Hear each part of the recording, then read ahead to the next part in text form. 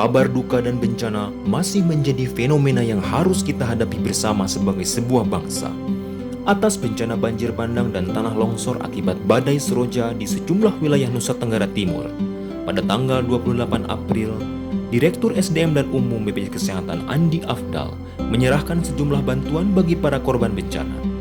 Pemberian bantuan tersebut secara simbolis diterima langsung oleh Gubernur Nusa Tenggara Timur, Victor Bungtilu Laiskodat. Pada pertemuan tersebut, Direktur SDM dan Umum menyampaikan empati dan salam hangat dari seluruh duta BPJS Kesehatan se-Indonesia, serta memastikan bahwa akses informasi dan pelayanan kesehatan menjadi hal penting yang perlu diutamakan pada situasi seperti ini. Bantuan berikutnya dilakukan bagi para korban bencana gempa bumi yang terjadi di Malang. Tanggal 30 April 2021, Direktur SDM dan Umum menyerahkan bantuan yang diberikan langsung kepada Kepala Desa Menjang Tengah, Kecamatan Dampit, Kabupaten Malang.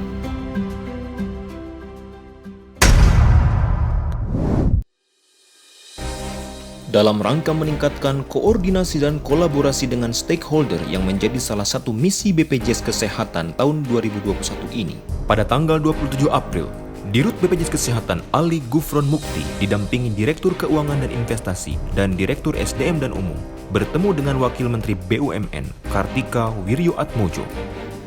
Dalam pertemuan tersebut, Dirut BPJS Kesehatan menyampaikan apresiasi terhadap dukungan tinggi dari Kementerian BUMN terhadap program Jaminan Kesehatan Nasional. Sebagaimana diketahui bahwa BPJS Kesehatan terus bersinergi secara kontinu dengan BUMN, terutama dari sektor perbankan, telekomunikasi, kesehatan, farmasi, asuransi, dan sektor lainnya.